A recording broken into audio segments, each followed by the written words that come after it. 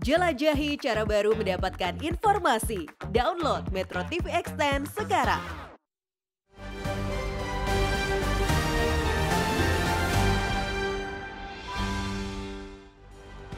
Selamat pagi pemirsa. Pasal 280 tentang pemilihan umum memunculkan ambiguitas karena isi pasalnya melarang tanpa syarat penggunaan tempat ibadah, fasilitas pemerintah, dan fasilitas pendidikan. Namun penjelasannya malah membolehkan dengan sejumlah syarat. Padahal ketiga ruang publik itu dijaga netralitasnya dari gempuran kampanye peserta pemilu. Pemirsa, inilah editorial Media Indonesia di hari ini Selasa 22 Agustus 2023 dengan tema kampanye menerabas netralitas bersama saya Leonard Samosir. Dan Anda semua para pemirsa bisa juga ikut menyatakan pendapat Anda nanti dengan menelepon nomor telepon 021 583 99 100. Dan pemirsa, pagi ini telah hadir bersama saya Ketua Dewan Redaksi Media Group, Elman Saragih. Bang Elman, selamat pagi. Pagi, Bung Leo. Sehat-sehat, Bang? Sehat. Sudah siap untuk mendengarkan kampanye? Oh, bagus itu. Bagus itu ya? Pasti menarik. Tempat kita ini tidak netral kan? Boleh ya? Boleh. Boleh. Tapi soal lembaga pendidikan? Ya, mestinya boleh. Boleh juga? Tapi mungkin di tingkat SMP, SMA itu Tidak perlu? tidak perlu mungkin. Karena mereka tidak memilih juga. Kan. Baik, sebelum kita bahas itu, Bang Elman dan pemirsa, kita lihat dulu ada beberapa berita yang diperhatikan oleh Media Indonesia untuk hari ini. Yang pertama ini adalah headline Media Indonesia untuk hari ini. Mungkin Anda pemirsa sebagian besar yang ada di Jabodetabek masih merasakan polusi. Di dalam berita ini dikatakan Bang Elman salah langkah atasi polusi. Dikatakan bahwa WFH yang 50% belum efektif menekan polusi. Jadi kira-kira ini solusinya bagaimana nih Bang Elman? Ya, memang harus tidak boleh hanya mengandalkan WFH ASN ya. ASN Jakarta ya? Ya, kalau hanya itu saja memang nggak cukup. Tetapi langkah awal sudah bagus menurut saya ya. Daripada tidak berbuat sama sekali, langkah awal. Tapi setelah itu mungkin juga pemerintah pusat dan daerah sama-sama mengaudit. Oke. Sebetulnya sumber dari kerusakan lingkungan itu dari mana saja gitu. Yang membuat polusi begitu parah itu yang paling besar itu apa begitu ya? Gitu kan.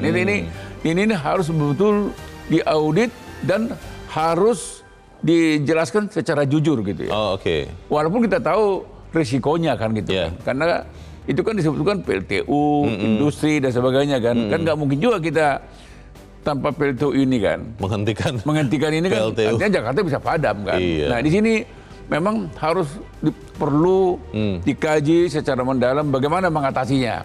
Mungkin PLTU-nya tetap ada, tapi bagaimana membuat cerobongnya itu bisa lebih membuat tidak mencemari kan gitu kan. Itu dia, itu yang saya pikirkan dari kemarin Bang.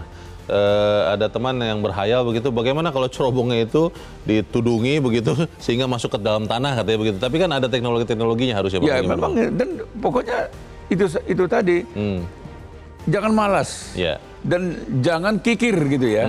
Nah itu juga. Jangan takut mengeluarkan dana untuk demi menjaga lingkungan yang sehat kan gitu kan. Nah, jadi sebetulnya salah langkah mungkin terlalu ekstrim ya. Ini sudah bagus. Belum efektif. Belum efektif ya. Karena belum banyak lagi langkah yang lain. Mungkin jadi nanti juga dihimbau juga swasta juga mungkin melakukan hal yang sama gitu kan. Supaya kemudian efektif ya. Betul. Kalau memang penerapan bekerja dari rumah itu ya mengurangi asap kendaraan bermotor yang dipakai untuk pergi dan pulang dari tempat kerja ke rumah. Kita tunggu nanti langkah lanjutannya seperti apa. Kita ke berita selanjutnya di halaman 2 pemirsa dari dunia politik. PDIP dinilai mulai panik. Wah, ini paniknya kenapa panik Bang disebut di dalam berita ini Bang Elman? Ya, ini kan berawal dari kampanyenya dukungannya Budi Sujatmiko ya. Budiman Sujatmiko. Kader PDIP ke Prabowo. Pak Prabowo. Saya sih sebetulnya ya kalau menurut saya pandangan kita dari grup Media Indonesia ya sebetulnya perpindahan antar kader itu ke partai lain ya mestinya harus diterima dengan lapang dada aja. Biasa saja? Biasa saja kan. Itu kan orang pindah itu kan pasti menggunakan akal sehat dan nurani kan. Iya. Dan itu kan jangan juga dituduh hitungannya untuk rugi, nggak juga. Bagi yang bersangkutan ya. Memang hati nuraninya nggak cocok lagi mungkin di PDIP. Atau akal sehatnya mengatakan, lebih bagus ke sana gitu kan. Jadi ini menurut saya sih, ya mestinya PDIP sebagai partai besar ya mestinya nggak usah panik gitu ya. Udah biarin aja. Toh juga kan hanya seorang kader. Betul. Tapi kan karena mereka kelihatan panik, malah jadi menguatkan. Jadi menguatkan, wah ini itu kan. Ini berarti jangan-jangan seorang Budiman ini juga merupakan gambaran dari yang banyak yang lain, begitu Bang? Ada yang mengatakan begitu, karena Budiman ini kan salah satu pentolan nih. Kalau kemudian sampai berbalik badan begitu, jangan-jangan masih banyak yang lain. Itu yang katanya Bang. Tapi kan mungkin juga kalau Budiman pentolan, kenapa nggak dicalegkan? Iya kenapa juga dia nggak pernah jadi menteri? Iya. Kan gitu kan. Ini yang saya katakan, ini kan akal sehat dan hati nurani kan. Betul. Tapi saya tentu tidak bermaksud mencampuri internal PDIP. Iyalah, itu kan urusan internal. Tapi karena partai ini lain, sudah menjadi pembicaraan publik ya kita lihat juga. Ya sudah, kalau gitu tidak usah ada yang panik, tidak usah ada yang kemudian mengatakan bahwa ini adalah usaha memecah belah begitu ya. Dan ini juga tempat dia pindahin juga belum tentu menguntungkan kan.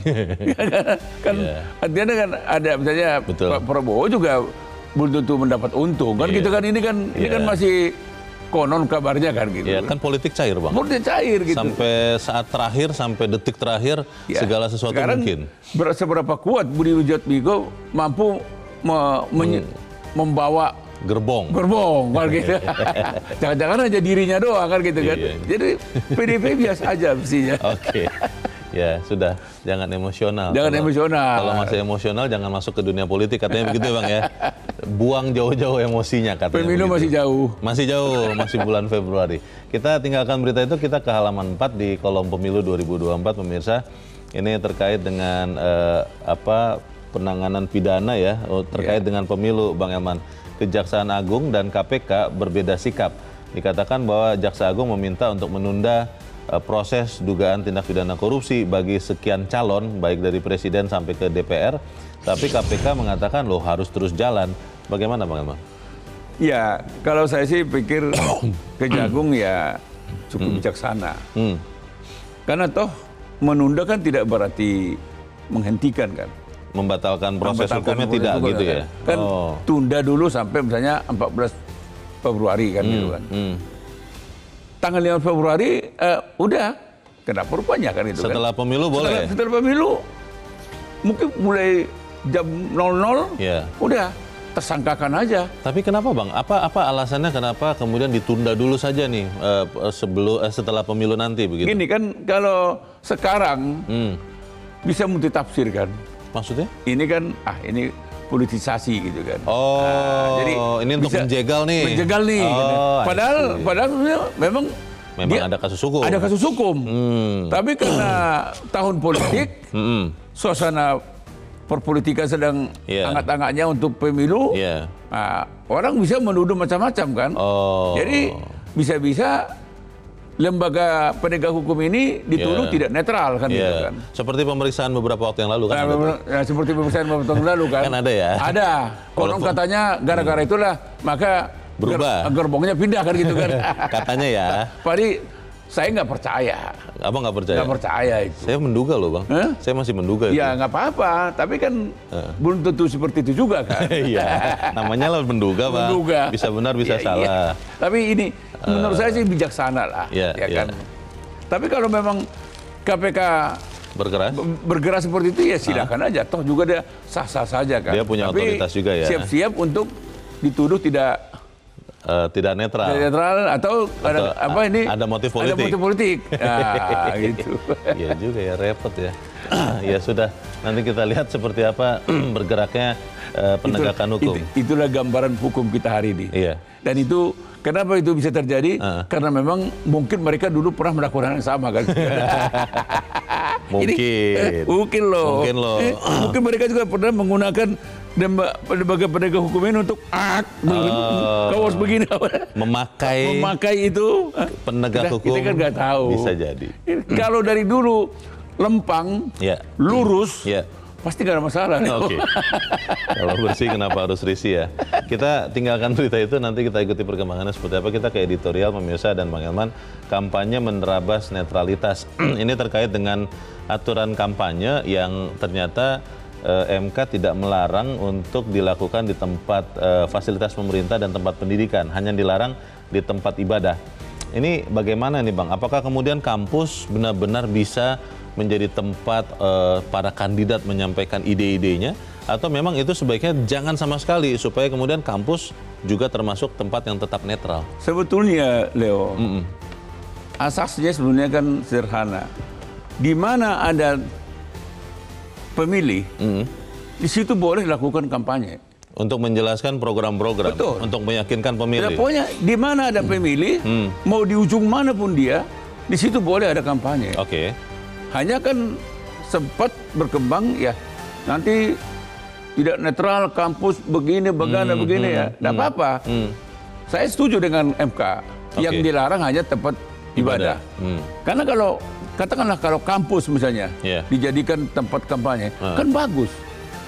Tempat para orang-orang pintar, orang-orang cerdik pandai. Mereka akan bisa mengeksersis, para guru besar, menguji ide-idenya. Jadi nanti kita lihat partai mana, kandidat apa misalnya caleg mana, kandidat presiden mana yang berani masuk di kampus UI misalnya, UGM misalnya, atau di universitas yang lain kan gitu. ITB, ya kan begitu kan, IPB. Nah. Kalau ada yang berani, itu bagus. Karena apa? Di kampus pasti akan dilakukan uji gagasan. Eksaminasi. Akan ditantang, di-challenge itu kandidat presiden, kandidat caleg, partai politik, akan diuji di situ. Gagasan itu, janji kampanye itu realistis atau hanya angan-angan doang. Wah ini.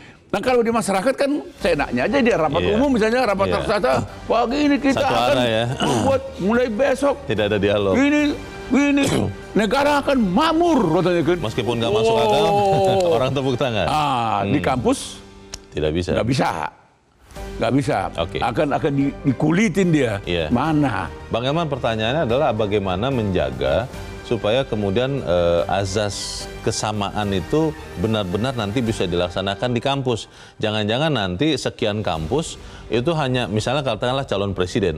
Hanya calon presiden tertentu saja yang boleh bicara, yang lainnya tidak. Itu kan yang bisa menjadi masalah Bang. Tapi kita akan bahas itu Bang Elman, dan pemirsa inilah editorial Media Indonesia untuk hari ini Selasa 22 Agustus 2023, kampanye menerabas netralitas.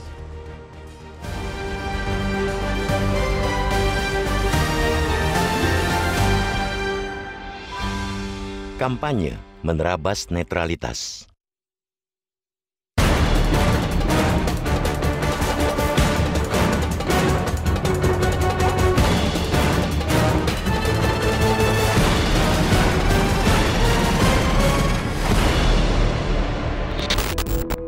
Ada sejumlah ruang publik yang selama ini dijaga netralitasnya dari gempuran kampanye peserta pemilihan umum atau pemilu. Tempat ibadah, fasilitas pemerintah, dan fasilitas pendidikan. Netralitas ketiga tempat itu diatur dalam pasal 280 ayat 1 huruf H Undang-Undang Nomor 7 Tahun 2017 tentang Pemilihan Umum. Dalam pasal itu tegas dinyatakan pelaksana, peserta, dan tim kampanye pemilu dilarang menggunakan fasilitas pemerintah, tempat ibadah, dan tempat pendidikan. Namun sayangnya penjelasan pasalnya justru memunculkan ambiguitas karena menawarkan kelonggaran. Dalam penjelasan itu dikatakan bahwa kampanye di ketiga tempat itu bisa dilakukan asalkan tidak menggunakan atribut kampanye dan atas undangan dari pihak penanggung jawab. Sangat ambigu karena isi pasalnya melarang tanpa syarat, tapi penjelasannya malah membolehkan dengan sejumlah syarat. Ambiguitas itulah yang kemudian digugat ke Mahkamah Konstitusi atau MK oleh pemohon Andre Mantiri dan Ong Yeni. MK kemudian mengabulkan permohonan para pemohon untuk sebagian.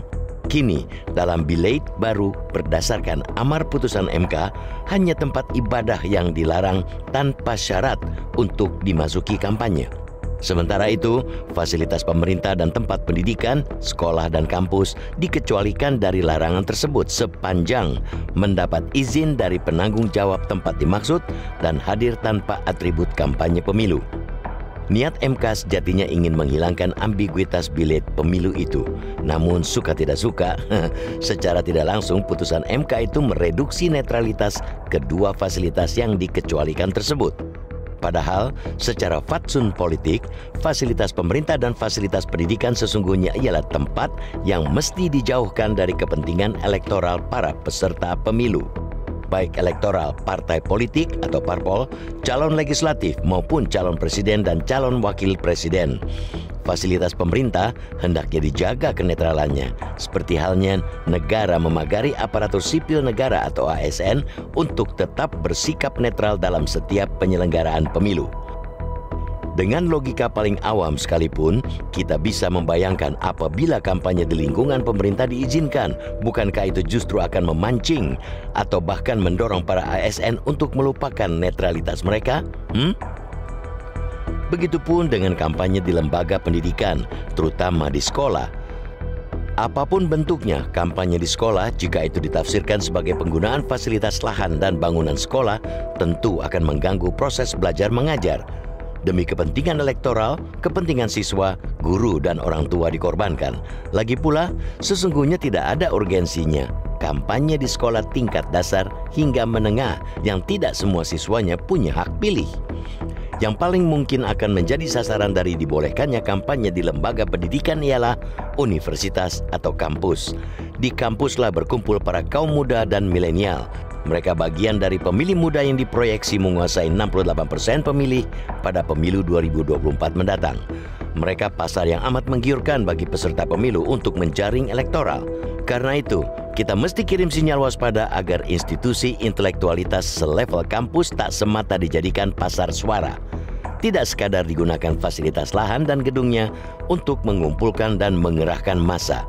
Kampus seharusnya dibebaskan menjadi ruang untuk mengkaji dan mempelajari ilmu politik sekaligus wadah menggodok kebijakan politik dengan tujuan mencari solusi melalui pendekatan akademis. Kampus adalah tempat untuk menguji, mengadu gagasan serta program para parpol, caleg maupun capres. Kalaupun memang kampanye di kampus tak bisa dilarang, semestinya KPU membuat rambu-rambu bahwa kampanye yang boleh dilakukan di lingkungan kampus hanyalah kampanye dialogis atau debat antar kandidat.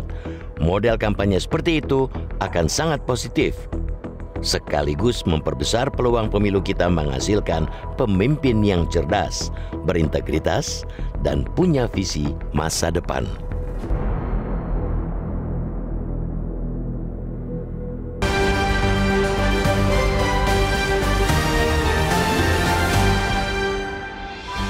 Di bagian berikut Anda bisa ikut menyatakan pendapat Anda terkait editorial pagi ini. Pemirsa, untuk saat ini tetaplah bersama kami.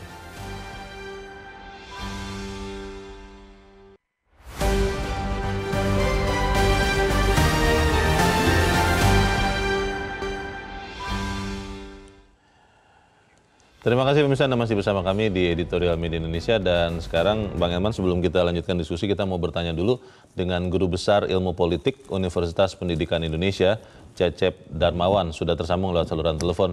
Prof. Cecep, selamat pagi. Selamat pagi, Bung Leonard dan Bung Herman Saragi. Ya, sehat Prof. semuanya. Salam sehat. Prof. Cecep, selama ini kampus dikatakan tempat yang netral, dan ini menjadi challenge juga ketika kemudian MK membolehkan kampus untuk atau lembaga pendidikan untuk menjadi tempat menyampaikan gagasan atau kampanye. Anda setuju atau tidak dengan ide ini, Prof. Cecep? Ya, memang diskursus ini kan sempat ramai ya kemarin-kemarin ini dalam kaitan dengan apakah kampus itu bisa nerima atau tidak ya kampanye yang seperti saat ini.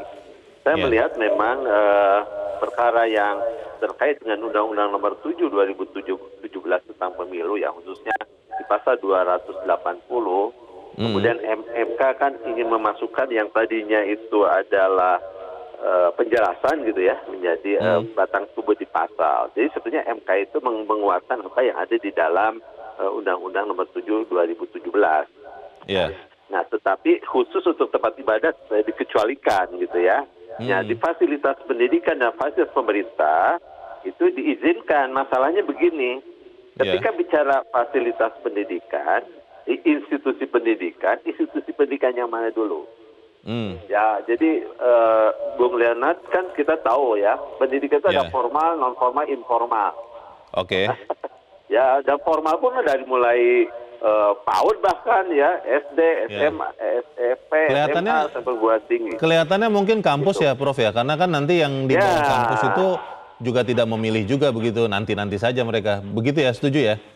Ya, saya kira harusnya justru di situ dikatakan bahwa institusi pendidikannya itu adalah kampus perguruan tinggi. Harus clear ya dalam hukum gitu ya. Jangan sekarang itu seperti pasal karet nih bisa ditarik kemana-mana ya. Nah, masalahnya saya sih pada prinsipnya setuju ya. Kampus sebagai sarana dialektika, pemikiran, ide, gagasan. Bahkan di putusan MK pun kan di situ dinyatakan ke kampusnya jangan pakai atribut partai gitu ya.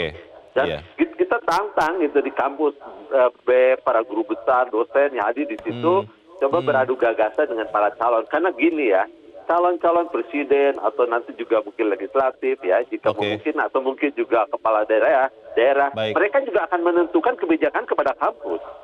Iya. Gitu. Jadi Prof, kampus akan kena imbas kebijakan. Iya. Prof Cecep, kalau bicara kampus itu kan masih di bawah pengawasan dari Kementerian Pendidikan dan Kebudayaan ya. Dan Kementerian Pendidikan dan Kebudayaan kan bagian dari pemerintah yang mungkin punya preferensi politik juga. Kalau Anda lihat bisa tidak kemudian kampus, kalau ini nanti dilaksanakan kampanye di kampus tetap bisa independen, tidak dipengaruhi juga oleh dinas mungkin atau kementerian, Prof? Ya mestinya kampus itu memang lembaga ilmiah ya. Dia netral, dalam konteks kepentingan politik praktis. Tetapi kampus pun adalah lembaga pendidikan politik, jangan salah. Ya.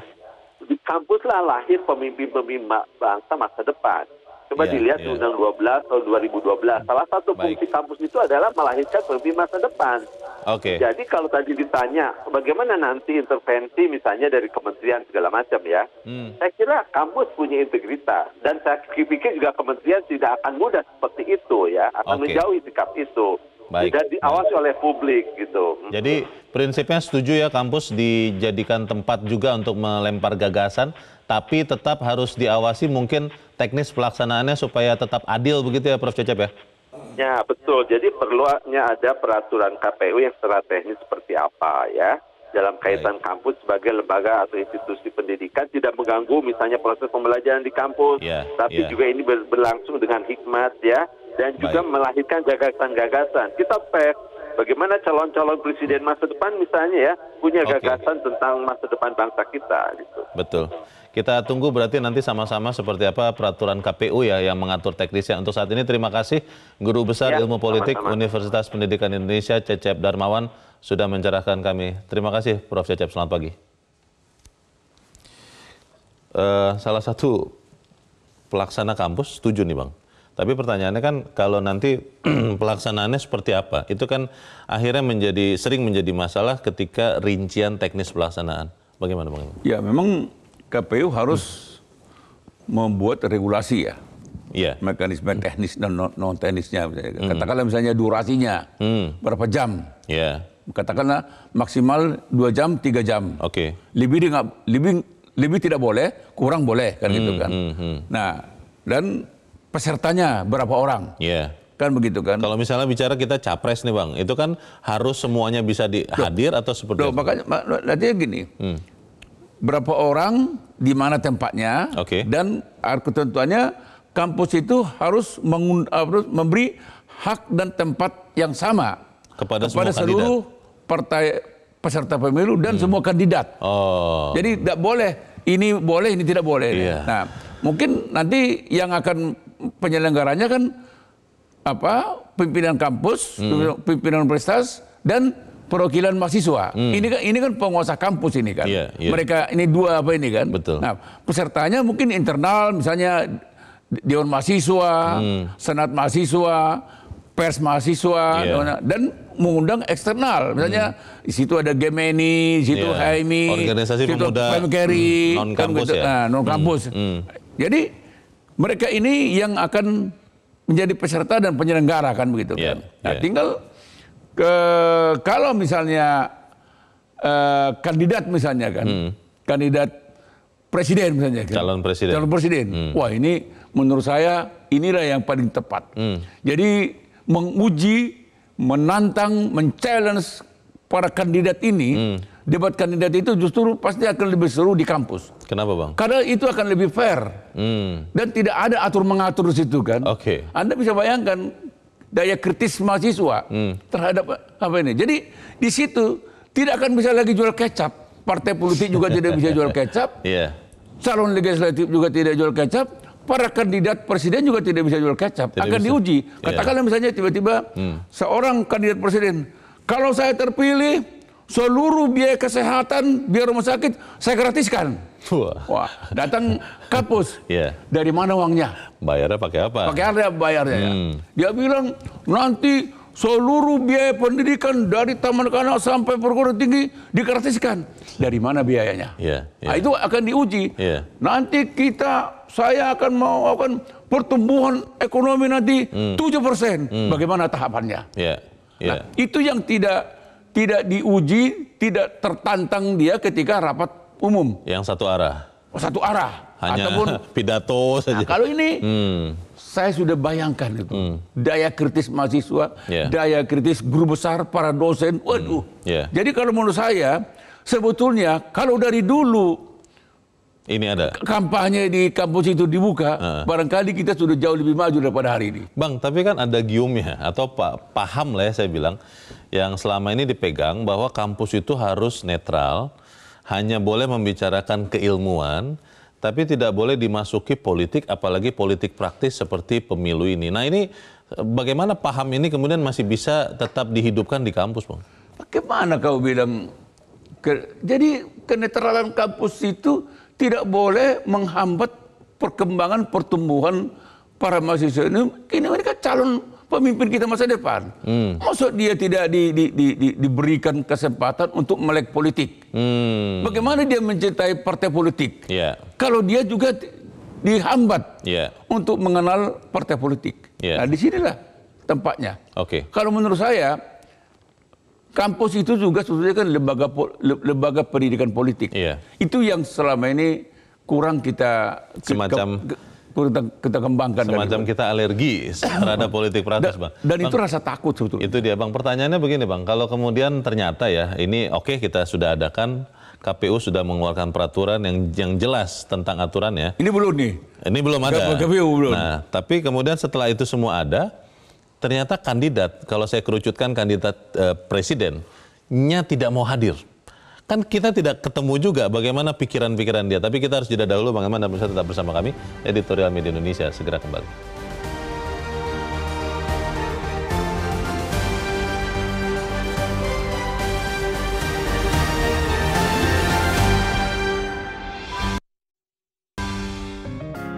Media Indonesia mengajak Anda untuk mengakses fitur premium e-paper.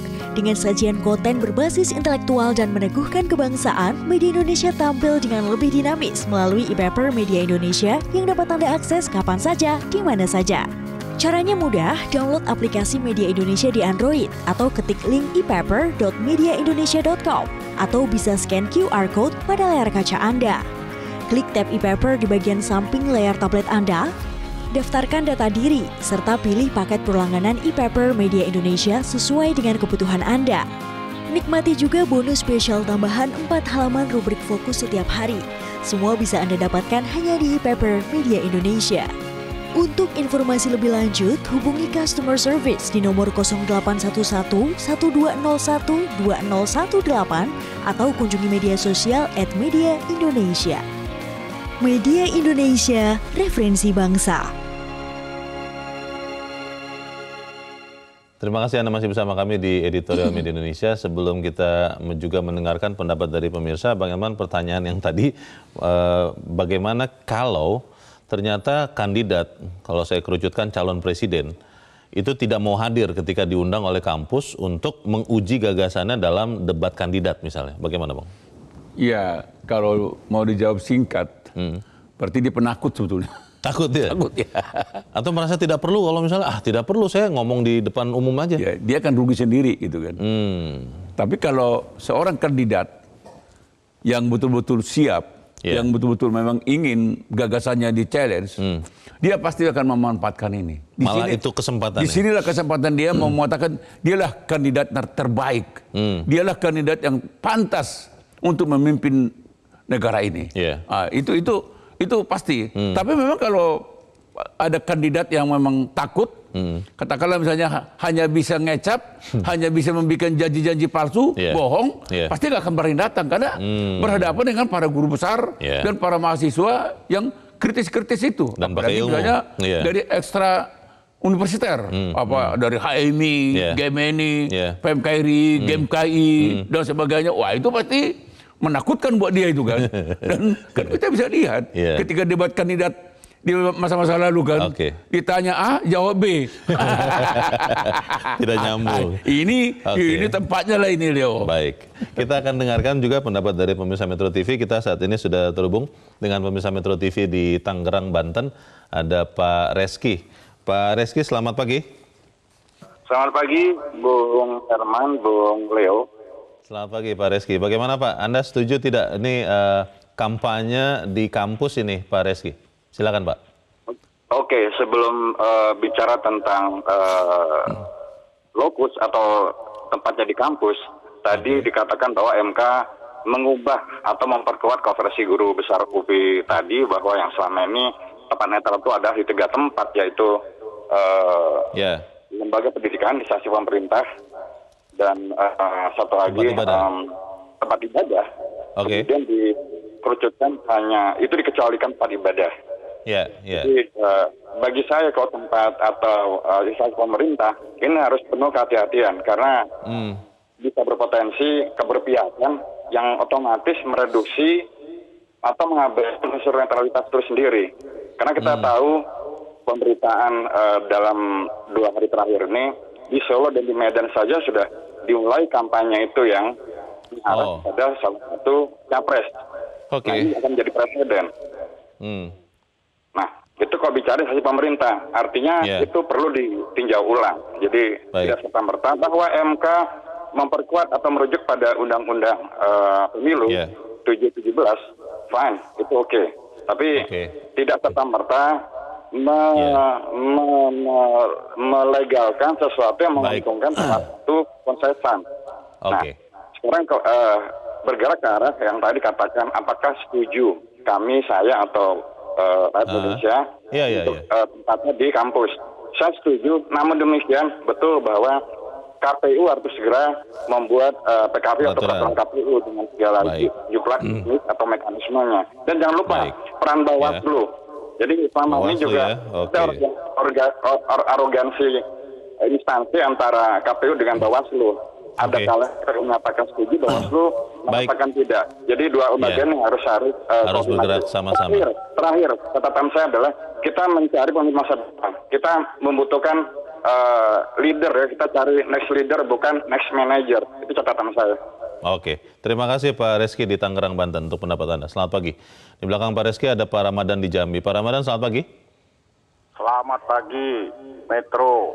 Assalamualaikum warahmatullahi wabarakatuh, Pak Herman dan Mbak Leo. Waalaikumsalam. Pak Ramadan, silakan Pak.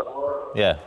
Saya berterima kasih kepada MK yang telah membuka layar, membuka kesempatan untuk calon kandidat kita menguji sedalam apa isi kepalanya. Ini kesempatan emas bagi masyarakat yang hanya mendengar saja, tidak bisa bicara. Jadi masyarakat mewakilkan kepada kampus untuk menggali berapa dalamkah isi otak pemimpin kita itu, Pak Leo. Jadi harapan berikutnya, Pak Leo, jangan tertutup hanya sebatas kampus saja. Kami yang ada di dusun, di desa bisa mendengar isi dialogis itu, Pak Leo. Biar kami juga bisa memilih berapa dalam kandidat yang berkonsultasi atau berdialog dengan perguruan-perguruan tinggi. Harus dipublikasikan berarti ya isi dari debat di kampus itu ya. Sangat betul Pak Leo. Harapan kami terutama Metro bisa mempublikasikan hasil dari dialog itu apa. Jangan sampai kami di kampung-kampung memilih kucing dalam karung.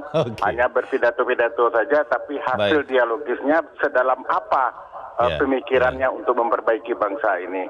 Harapan saya itu Pak Leo. Terima kasih. Assalamualaikum warahmatullahi wabarakatuh.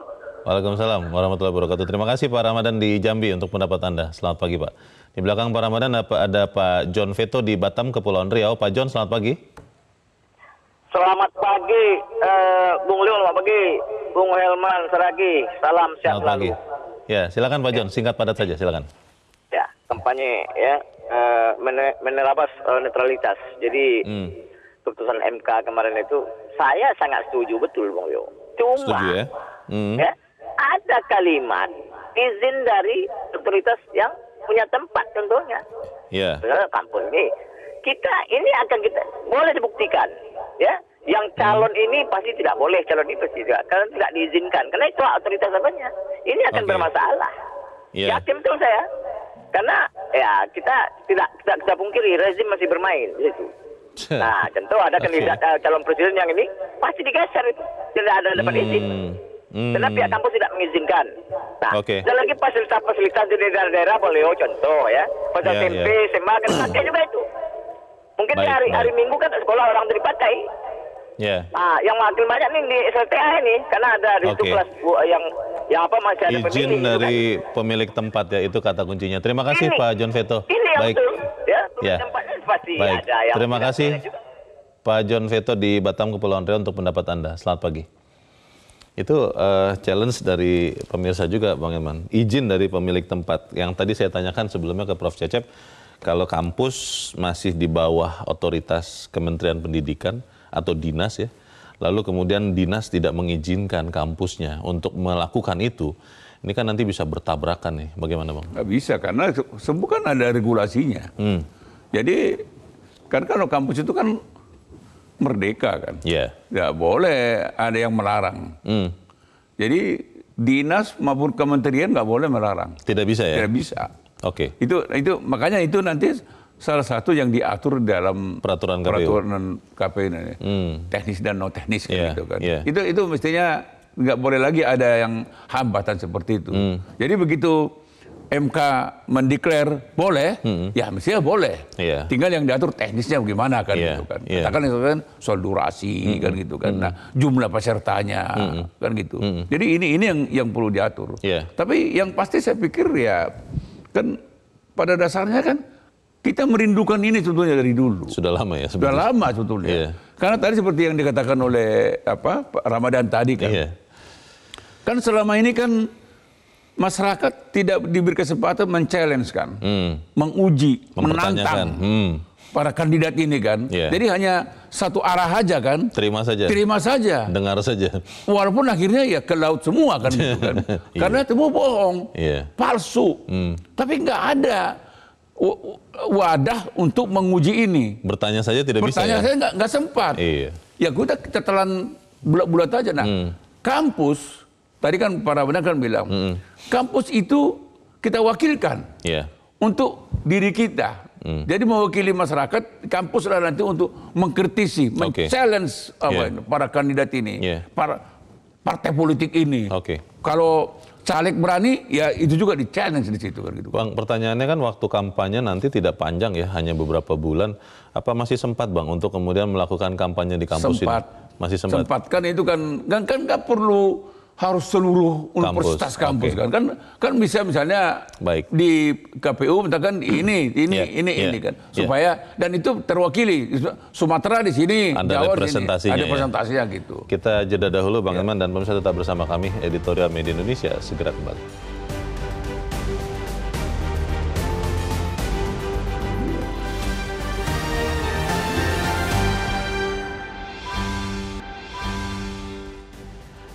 Terima kasih Anda masih bersama kami pemirsa dan kita ada di bagian akhir diskusi kita pagi ini. Bang Elman memastikan yang baik ini, niat yang baik ini untuk terlaksana dengan baik. Itu seperti apa Bang? Karena kalau kemudian ternyata misalnya katakanlah KPU tidak kunjung juga mengeluarkan aturan tertulis soal ini, kan repot juga Bang. Bagaimana Bang? KPU pasti. bersama-sama Bawaslu pasti akan segera melahirkan peraturan KPU kan gitu. Tapi intinya mau kita katakan yang harus diatur itu gini. Yang penting kampus itu bukan untuk rapat umum. Jadi bukan untuk kayak misalnya rapat kampanye, rapat umum itu ya. Hanya pidato tok gitu kan. Jadi yang penonton itu, masyarakat dengan itu hanya mendengar aja gitu. Itu percuma ya? Percuma itu. Kalau kampus itu biarlah itu seperti itu. Itu di tengah-tengah masyarakat silakan lanjutkan terus. Tapi kalau di kampus harus dialogis. Jadi berdebat dia. Jadi para kandidat didebat oleh para mahasiswa, para guru besar ini, para dosen ini. Ini di sini tempatnya kan. Sehingga memang kalau ada kandidat yang tidak siap, memang di sini dia akan malapetaka ini buat dia. Bang, belajar dari sekian pengalaman sebelumnya, ada yang kemudian ketika memang kandidat tidak siap atau memang kandidatnya memang tidak bagus, ketika dia tidak bisa menjawab tuh selalu dia mengatakan, wah ini sudah tidak netral ini penanya nih, panitianya sudah tidak netral, sudah diarahkan hal-hal yang susah, pertanyaan-pertanyaan susah kepada saya, sementara yang lain tidak. Memastikan netralitasnya juga Bang, pelaksanaannya itu seperti apa? Ya memang kan di sinilah kita harapkan pimpinan universitas dan program mahasiswa harus merancang. Dan itu harus diawasi oleh KPU sama Bawaslu kan. Diawasi supaya netral. Jadi pertanyaan yang sama, tentu sama apanya ya, pertanyaannya, redaksionalnya. Tapi intinya sama. Itu juga sudah disampaikan pada yang lain kan. Durasinya harus sama juga. Nah, ini kan ukuran-ukuran umum kan. Ini harus juga disepakati. Tapi saya pastikanlah kampus pasti netral. Rasa ingin tahunya, mengkritisnya pasti akan tinggi kan. Memang di sinilah sebetulnya kesempatan para kandidat itu untuk memperlihatkan dia memang layak memimpin negara ini. Yang paling layak. Dan janji politiknya ini memang layak. Masuk akal. Bisa dilaksanakan. Jadi tidak bisa lagi misalnya tiba-tiba dia bilang, nanti saya akan memakmurkan rakyat dalam tempo 5 tahun. Nah bagaimana? Ukurannya apa? Caranya gitu bagaimana? Kan? Strateginya? Jadi kita akan swasembada pangan untuk seterusnya. Nah, dilihat di mana lumbung pangannya yang sudah tersedia, sawahnya berapa banyak, bagaimana irigasinya, bendungannya, alih fungsi lahan bagaimana mengatasinya. Kalau bendungan tidak dibangun, bagaimana bisa swasembada pangan kan gitu. Ini contoh-contoh kan gitu. Jadi menurut saya kali ini kalau ini bisa dilaksanakan, menurut saya masyarakat yang selama ini tidak bisa berkutik akan terwakili. Dan mungkin masyarakat yang masih bingung mau memilih siapa malah jadi terarah. Karena ini kita harapkan liputan pers dan publikasinya dan apa itu media sosial ini akan bertaburan ini. Jadi kalau misalnya tiba-tiba kandidat ini memang tidak mampu jawab atau jawabannya memang tidak masuk akal, tidak realistis, maka profesor mengatakan memang kandidat ini memang tidak bagus. Nah, itu yang akan dimuat di koran kan. Dan itu netral karena di kampus ya. Loh, apa yang salah? Kalau memang dia mengatakan janji-janji dia hanya janji kosong, tiba-tiba dikatakan BPJS akan kita gratiskan. Tapi tidak ada penjelasan sumber uangnya dari mana. Kan gitu kan? Kan pasti akan guru besarnya kan atau kampusnya bilang janjinya memang kosong. Utopia. Itu kan buat rakyat kan penting. Kita kalau gitu ini jangan kita pilih ini. Omong kosong ini. Baik. Masa lalu nggak ada itu Leo. Mudah-mudahan ini segera dilaksanakan dan kita akan mendapat kandidat yang benar-benar bisa memimpin Republik ini, bukan pembohong. Baik. Kita tunggu berarti sama-sama peraturan KPU-nya dan bagaimana mekanisme pelaksanaannya. Untuk saat ini terima kasih Bang Elman Saragih sudah hadir di tempat ini. Selamat pagi Bang. Pagi. Pemirsa, yang paling mungkin akan menjadi sasaran dari dibolehkannya kampanye di lembaga pendidikan adalah universitas. Namun semestinya KPU segera membuat rambu-rambu kampanye yang boleh dilakukan di lingkungan kampus hanya kampanye dialogis atau debat antar kandidat. Karena model kampanye itulah yang akan sangat positif untuk memperbesar peluang pemilu kita, menghasilkan pemimpin cerdas, berintegritas, dan punya visi masa depan. Saya Lona Samusip, terima kasih Anda sudah menyimak editorial Media Indonesia untuk pagi ini. Terus jaga kesehatan Anda, terus jaga nurani Anda. Selamat pagi, sampai jumpa.